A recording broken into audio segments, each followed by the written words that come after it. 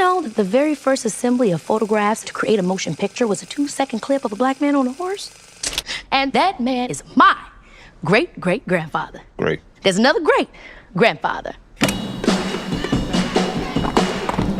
But that's why back at the Haywood Ranch, as the only black-owned horse trainers in Hollywood, we like to say since the moment pictures could move, we had skin in the game.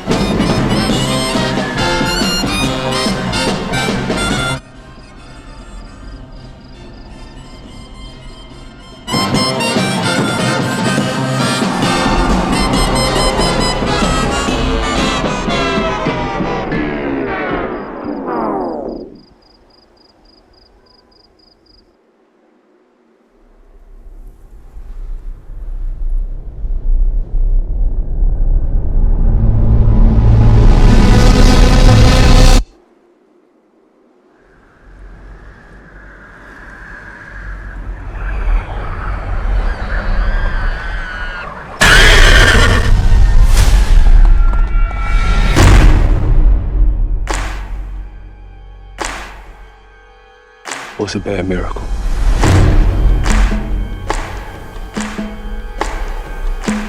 They got a word for that.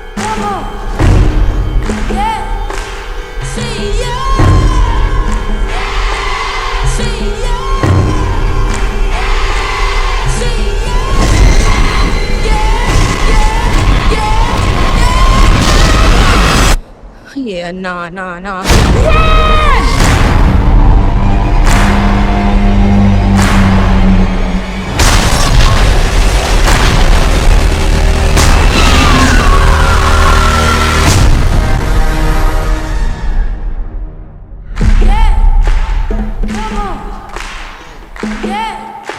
Welcome to Movie Humpers. I am Bob Sham. I'm Angela.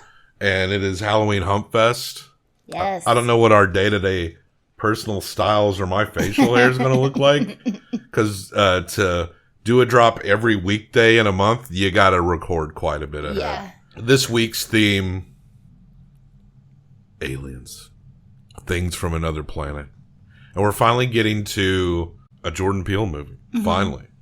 And, when he broke out with his Get Out movie. Yes.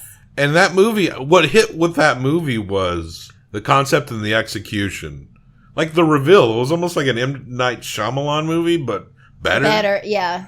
And it really struck a chord because I think a lot of the audience that was going to see that movie, I'm talking more about a white liberal audience, would sit there and realize that it's kind of criticizing them. Yeah. Criticizing. Which is real interesting. And that kind of, it's interesting to see how people talk about Jordan Peele. He's a guy in a very unsure landscape of movies that actually can get out there and get it done and get his movies greenlighted. Mm-hmm. And on his name, which not a lot of folks can do. There's not a lot of new up and coming directors of our generation that when you say like it's a Jordan Peele film, like you don't have that a lot with other younger folks. Yeah, with the newer directors for sure. I mean, no one's going to these superhero movies like, oh, the fucking Russo brothers directed this. No one's walking into Avengers being like, oh man, the Russo brothers. Yeah, no, they're not paying attention. And no diss on the Russo brothers. I actually think they got some good tricks up their sleeve. But just thinking about his movies, it seems, what can you look at when you're objectively trying to see how people like parse through this guy, right? And I'm looking on the internet, the worst place to really kind of judge how maybe you're perceived. Mm-hmm. The place where you can go, the place this video's on, where the worst version of anything you want to see is like 3 clicks away, right? Mm-hmm. Just because, we're in the time of just this reactive kind of way of viewing everything. And I feel like there are people that are almost overtly enthusiastic about Jordan Peele, but also there's people that are just like trying to punch a holes in it, or, what I'm talking about. Mm-hmm. Like the bullshit bad faith takers. Like, sure. But everyone seems kind of equivalently over the top to me, honestly. Mm. Someone sent out this, after they watched Nope, this movie Nope that we're watching, they sent out some tweet or something where they declared that Jordan Peele was the greatest director. And Jordan Peele responded in his humorous way. He's like, sir, and will not handle any John Carpenter slander or anything, right? Because we also love John Carpenter. Yeah, we do. And there's this kind of like ironicness to a certain aspect of the Jordan Peele fan base that seems like a little over enthusiastic. They almost feel like the guy in Get Out that said that they would vote for Obama a third time. But he does make good movies. Yeah. He does have some skills here. Yeah. And Get Out was good, but I feel like it was kind of focused on story. He's really, all his actors are really good at acting. I think the best thing about Us was the acting. Yes. The story, I really was not, by the end of it, I was not really riding on that story. I was just kind of, I thought it was kind of flailing. Honestly, like I'm just like, okay, not the strongest in terms of executed concept, I thought, but the acting, especially the little girl in that movie, was like kind of fantastic. I think that kid's kind of going to go on to do some big things. She was brilliant. And all those characters are also playing their dark versions too. That's the only reason to see that movie is the performances. Yeah, it was very interesting to me. Also, I don't know about the very end, but it did still have that sort of Shyamalan twist when you realize what was actually going on. So he's doing his own version of that. He does that in this movie too. There's a moment where you think something's one way, and then he goes, actually, that's not what it was. But he is kind of in that realm, isn't he? Yeah. Right? He is kind of in that Shyamalan-esque environment, and Shyamalan is... It's a particular sort of horror movie or thriller. It's a particular sort of thriller where... The Hitchcock-inspired twisty twist, right? I do think Peele does it better. I do too. I'm not sure who's doing the cinematography for the Shyamalan movies, but they are good. That's like the best thing about... Like, his movies are kind of crafted, but he can't make his actors act in the same way that Peele does. He can't make his actors act, and he doesn't know how to do a reveal where it's surprising. By the time Shyamalan does a reveal, you know. He's just leaning on a trope. But I think, like, as it gets further on, unless Jordan Peele goes a whole different direction, end up in that trope as well. I think it's possible. It's possible. But this movie is, like, the concept of the movie actually seems pretty simple and straightforward. Yeah. Once you get into it, there are some things that are kind of wild about this movie. Yes. That we kind of had to puzzle together after we sat and talked about it. It's like a lot of concepts and a lot of ideas, but executed in a way that really isn't overcomplicated or anything like that. No. We see M giving this pitch about the Haywood family. Yeah, before that, their father has died very freakily. Yeah.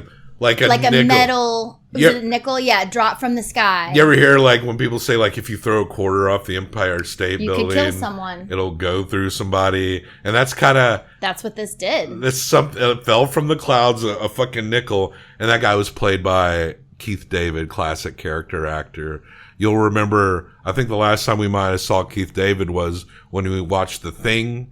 And at the end, he was opposite Kurt Russell. While they weren't sure which one was a monster and which one wasn't. The Thing is so good. And you know, like, Peele's Carpenter love probably definitely went to, just added to a Keith David hire. But we but we lose him very quickly in this movie. He passes away. So it's left to OJ and M to run this farm where they train horses to work in movies. Yeah, and you get the feeling that M has been doing this with their dad. Like, she seems to be more of the marketing sort of front woman talker, but not really doing a whole lot. Like, she's not actually training the horses. Like, OJ and the dad have been, but the dad's always been on set, like, always been there. And there's sort of a apprehension by the crew that the father's no longer there and that OJ is going to be able to handle his shit, which he doesn't. Yeah. But he does, but they don't listen to him. They don't listen to him. No, OJ's having to deal with people and trying to make it work the best he can. He's all business, but, like, nothing around him.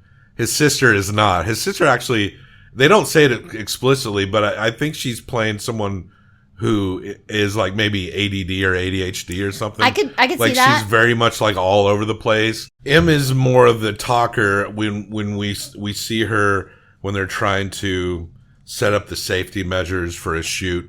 She gives this whole spiel about the Haywood family, and they're showing there's like the image of this jockey on a horse, one of the first moving pictures. Mm-hmm.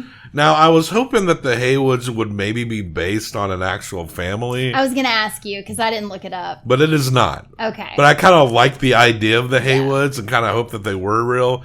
But she pitches that the guy, the jockey on the horse, and back then, like, jockeys were black, right? Yeah. And that this was the first Haywood and the first one so one of the first, like, stars of a motion picture is their great grandpa or whatever. But it is true, while we don't actually know the name of that jockey in real life, in terms of like a black man being one of the first human images in a motion picture, that is true. Yeah. So there is something interesting about. I recall it was the jockey horse picture and like one of a bison running. Those were like early ass like, and those are just pictures being shuffled through. But yeah, they set up that this is a family through the generations that has been in the motion pictures and has been training these horses. But since the father died, OJ's had to step up and run everything. M doesn't live there with them either. Like, he has always lived on the farm with the dad and taking care of the horses. And she kind of does her own thing and pops in when she pops in, it seems like. But he's having a really hard time holding it down. And this movie is really important. They need this money really badly. We find out that, and it doesn't go through, like no one's listening to him about how they have to behave around the horse. And the horse gets scared and they got fired. People were being very patronizing. And of course, Jordan Peele, Keanu Peele, he was on Mad TV years ago. Like, he has this, you can tell that he has that balance of like a strong sense of humor, but it's also dark as fuck. Yes. And we see some scenes going in and out. We're kind of all over this movie because admittedly we saw it like a while back and we're trying to do the episode now. This sitcom is being filmed and there's with a chimp in it. Well, the connection to that is we find out that because they're struggling now after the father's passed, OJ's been selling their horses to this man who, when he was a child, was on this sitcom. And we get introduced to this sitcom because they go to talk to him about the horses. He's played by Stephen Yeun. Yeah, Stephen Yeun. He does great. A pretty great role, yeah. He does really great in this. I loved seeing him in this. But yeah, he like has this sort of like theme park all around this character he played when he was a kid. But when they're talking to him about the horses and you know, OJ's kind of like, I'm selling you these horses, but I'd like to start buying them back from you at some point. I just want you to know that, like, I don't really want you to have my horses forever. And the guy's kind of shady about it, which we'll get to why. But while they're there, M, being who she is, starts, like, asking him a bunch of questions. And he takes them into this, like, shrine that he has to this sitcom that he was on. Something horrible happened in this sitcom, and we'll just go ahead and describe everything that happened. Let's just do it. We'll get into the connection of it.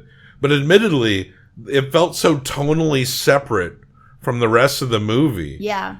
Because a balloon pops in this sitcom, and this is supposed to take place in like the late 90s. And it's like a family, and they have a chimpanzee. And a balloon pops on set, and the chimpanzee goes fucking bonkers. Loses it. And we've heard about this happening to people who are keeping chimps, or they're friends of people who keep chimps who get... These things will go off. And often when you see chimps in movies, they're either very old or very young because they tend to be more docile in those stages. And so they were talking about how, you know, they bring that up in the movie that it happened, and because it's like this kind of lore essentially surrounding the Stephen Yeun character, and everyone kind of knows what he's from, and that's what people want to talk about. But the thing is, this chimp, it maims all these people, kills a few people. And there was this thing with this chimp, like the gimmick of the show, where he and the chimp would bump fists. He says it was the first exploding fist bump that they did on television. And so after this chimp is like just fucking up this lady, he notices that, you know, the young Stephen Yeun character, Jupiter or whatever, he's under the table and the chimp comes up, but he doesn't attack him. And he puts his fist bump and it's covered in blood. Like, this is a horribly, like an intensely dark fucking scene, right? And the chimp is holding up its blood-covered fist for a fist bump. And the kid starts to do it. And then the chimp gets shot. So he's also, there's a shoe that's like standing up on its end. Yeah, it's just a weird thing. It's just some like weird occurrence that happened. And he has this that he's obsessed with behind a closed door, like little museum that he's created about this show. He's got the shoe. He's got the picture of him and the chimp fist bumping. He's got different things from the set. But when they ask him what actually happened, he totally defers and talks about an SNL skit about it because he's obviously traumatized from it. He's not going to talk about the people actually dying and the girl who got her face ripped off. Like he talks about like, oh yeah, you know, you could just watch the SNL skit. It pretty much like gets it because he's trying to play lighter on it. But the fact that the chimp did not kill him, it makes him feel like he's special. Exactly. Like it literally fucked him up, but he does see it that he's different. Mm-hmm. Not only watching the chimp fuck people up fucked him up, but then the chimp getting blasted right as it's going to fist bump him. Like a dark fucking scene. Maybe one of the darkest scenes we've discussed. And they talk about like how, and that's why they don't use chimps, but they actually figured out not to use like prime age chimps and shit like a long time ago. This side story of this character's past in which they're dealing with an animal that's working in the entertainment industry.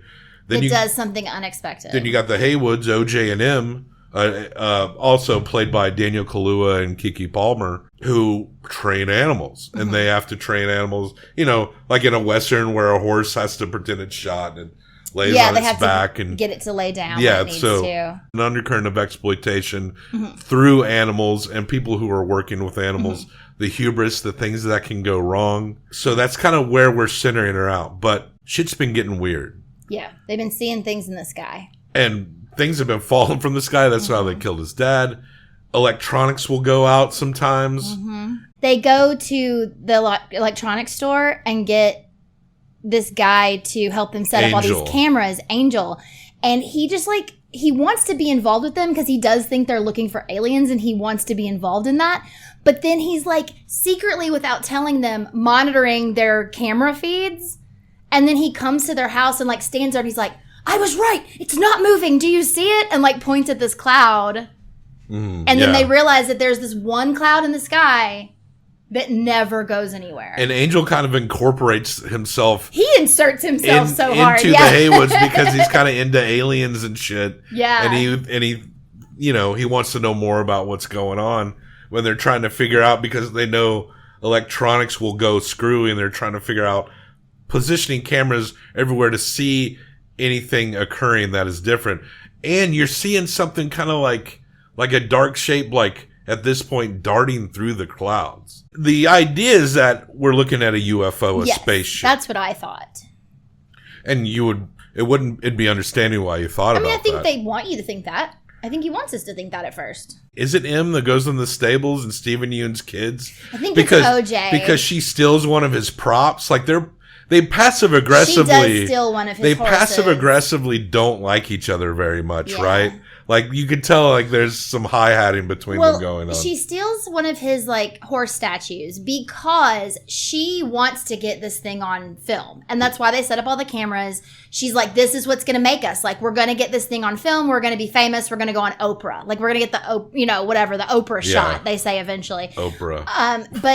She steals the horse. When's the last time Oprah talked about weird UFO shit? I don't know. Literally not since, the 90s. One thing I really loved about that scene is that she steals the horse and Stephen Yeun drives up to their gate or whatever, and she's like, you can stay there. And he's like, oh, I see you got one of those horses. She's like, yeah, I noticed you got some too. Where'd you get yours? Like, and obviously she stole it from him, but she's just like playing with him, and he leaves. But yeah, later that night, his kids dress up like aliens and scare the shit out of OJ in the bar. That shit was scary. That was scary. We didn't know what was going on. Doing a great job. Yeah, the way Peele filmed They're that. like poking their heads out. Yeah. Like that was legit creepy. scary. And I was like, oh, these are aliens. This is happening. Yeah, I would have beat those kids' asses, man. Well, and then they ran. It's been established that things have been happening weird over the past 6 months. And he noticed that because he can see the Jupiter's Ranch down there, and they keep making the big deal about every Saturday night at such and such time we do a show. Y'all should come. Y'all should visit. OJ, he's not a very talkative character. Keanu Kaluuya's character, he's very quiet. So when he's kind of figuring things out, he's not vocalizing, right? And he realizes that there's something up, and he goes to get the horse back, right? Yeah. It goes into Stephen Yeun, and he and his wife, and they're setting up do their grand display at their. And the lady who got beat up and her face ripped off by the chimp is there. Yeah, it's this really fucking fucked up scene where you realize all of a sudden that he's got all these people sitting in this like outdoor arena, and that woman is there. And he even makes some like cute remark about how she was his first crush, but she's got like a net over her face because she's like destroyed. Disfigured, yeah. And you realize this horse is in a cage. And you realize that Steven is taunting this thing in the clouds. And he's feeding these horses to this thing in the clouds. Like, what he does is he lets the horse go, and the thing comes and gets it. Now, I don't know what he thinks the thing in the clouds is. We realize during this scene that it is a creature and not a spaceship. Stephen Yeun has convinced this thing for months to only take the horses because the crowd is looking at this thing coming out of the sky. He thinks he's trained this thing. He thinks he's trained this thing. Because he thinks he's special and that he has an extra special relationship with creatures. The murdered chimp wasn't going to murder me. Teach him shit. The weird thing in the sky, which is not a UFO, is a creature. And then we see the scene where we're first introduced to it being something a little beyond just a UFO. And the crowd is getting sucked up. We're watching them just get sucked up into this thing, and these interior shots of them. It looks like they're in like almost like they're in weird sheets or something. It's like they're getting sucked up into like a tube. Or it made me think of, you saying sheets is interesting. It almost made me think of like just a really condensed version of like when you're little and you go up inside of the parachute thing. Yes, yeah. Like it's all the colors are distorted and it kind of looks a little dark, but it's like if tubes of parachute material you were just like being sucked into. So OJ's going down there, and it doesn't eat the horse. It eats everyone but the horse. And OJ goes down there. And he knows something's fucking weird's going on. And he knows it has something to do with the thing in the sky that they're trying to capture. And he is hiding under the rafter, the bleachers, like trying to draw this thing out. He's trying to go get his horse, but the thing keeps swooping down. And until eventually the thing does go off, and he does get the horse doesn't get eaten. Yeah. But Stephen Yeun, his family, all his kids, everyone who was at this fucking ranch. Now it implied that he's been doing this for 6 months, and TMZ shows up later. Oh, I thought it was like 6 weeks. I thought it was that summer. No, they said months. Oh, because the dad had been dead that long, right? Because we figured that's when that. Okay. So it took that long for the TMZ guy to show up later. That was also when OJ realized what can hurt it, because it eats the people, but then it spits out all the metal. Yeah, and there's flags get in it. Anything that is cloth, balloons, shit like that seems to fuck it up. Yeah. So it like will spit it out, and that's how his dad got killed, spitting out coins. Yeah. Which makes me know that it was eating things that weren't just horses. Because it obviously ate a man who had change in his coins or something, or change in his pockets or something. Yeah, and if they're not putting they wouldn't put a saddle on the horse to feed it. You don't want to waste a good saddle. Yeah. Yeah. Yeah, but yeah. So he gets the horse and he goes back home and he's like, shit's bad. He knows what's up. So this thing, it's kind of hovering around their place more often, and Angel isn't out just hanging out there, and they contact this dude. What is his name? Antlers. They call him Antlers. They call him Ant. He's like if Sam Elliott and Werner Herzog. I was going to say, he gave me very Werner Herzog Herzog vibes. and Sam Elliott were like meshed into they one person. They call him, and he's like sitting very close to a television watching like footage of insects. Of an octopus. Was it an octopus? I think so. I don't know. It was nature stuff. And that makes sense because this thing that's in the sky, once you see it more and more, seems like a cephalopod, a squid, like an octopus. It's actually gorgeous. Yeah, when you eventually see it for real. I mean, I don't want to get really too up into the weeds. No, we don't need to. Of what's left. They have to lure this out. They kind of start to treat it more like an animal that can be kind of tricked. And this filmmaker brings these cameras that don't need electricity, so that when the thing gets close and they lose their electricity, he can still film because they want to get this shot. Yeah, which apparently they don't get much of a good shot, and because then he goes over to it because he wants like the money shot or whatever, and it fucking eats him. It seems like he did it on purpose too at the very end. It did, but this thing, like we see it definitely looks like a spaceship, and then it kind of just unfolds, and like I said, like a cephalopod, then it becomes like spreading out like a wings. And I've heard it's this like angelic kind of. Well, it's interesting that you said that because I heard that maybe some of the concept may have been like the biblical interpretation of angels, the weird ones, but not like one for one, but more a little bit of an inspiration here. And so it kind of leads you to wonder, like, where did this thing come from, right? If this thing's from space, then that means it can survive in a vacuum, you know? But balloons will fuck it up. So they have to go, there's a TMZ guy that comes up on a motorcycle. Oh my God. And OJ has to go rescue him, but he knows it's a lost cause because the dude's just freaking out. And OJ's like, my bad, dude. And he has to take off because it ain't gonna help nothing. And Angel almost he's not gonna die for this guy. OJ has to bait it. He has to look at it because that's the one thing you don't do. Yeah, if you don't look at it, it's like it doesn't know you're there. And so, but they also want a picture of this thing, a proper picture or a video footage, because people ain't trying to hire them for their horse work right now, and they really need something to just blow their shit up. They lure it down to the Jupiter's Ranch, which is empty. It's an interesting thing. I think it's M who gets it lined up with some kind of picture gimmick. Yeah, so you're supposed to lean over and then take the picture, and it takes a picture of you in the well. And she has to do it so many times. She just keeps doing it over and over again because she knows she has no other way to get a photo of this, and it's going to be above her because it's coming. And OJ has released this big balloon of like the Jupiter cowboy with the big eyes, right? And it floats up, so it goes after anything that looks at it. So it sees this giant balloon with eyeballs in the sky, and it comes at it, and that's when manages to get a picture of it as it's like approaching the big thing. So you can see the size of it, which is amazing. And then the thing envelops the balloon, but it's just this big ass balloon, and it somehow makes it explode. It can't handle the balloon. Yes! Yes! Nobody fucks with A-Wood, bitch! Nobody!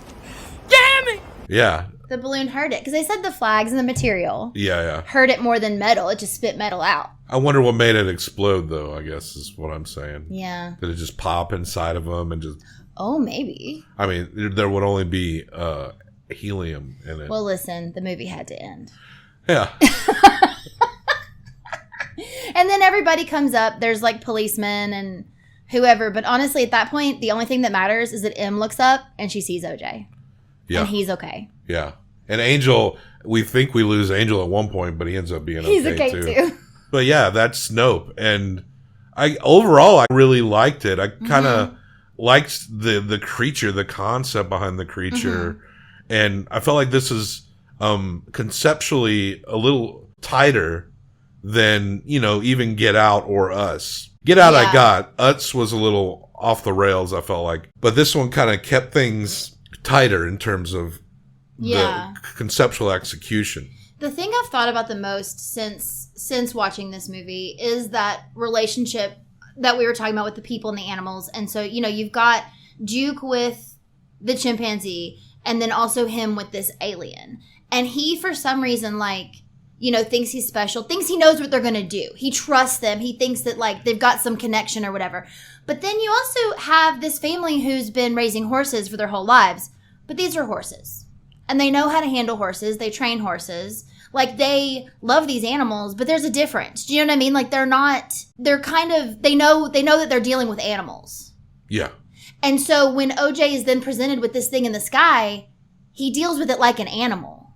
Yeah. He doesn't deal with it like, oh, this is a thing that is going to be my friend or I'm going to trust and I'm going to make money off of. Like, whatever. He's like, no, I understand how this goes. And he's the one that figured out not to look at it because he was talking about, like, when you challenge an animal. Yeah. When that animal then needs to, like, overtake you. Cinematography here was by Hoyt van Hoytsma. You remember that name? I do. Did Let the Right One In, and Oppenheimer were some of the ones of his that we've discussed that he did. It's a good he's pretty good.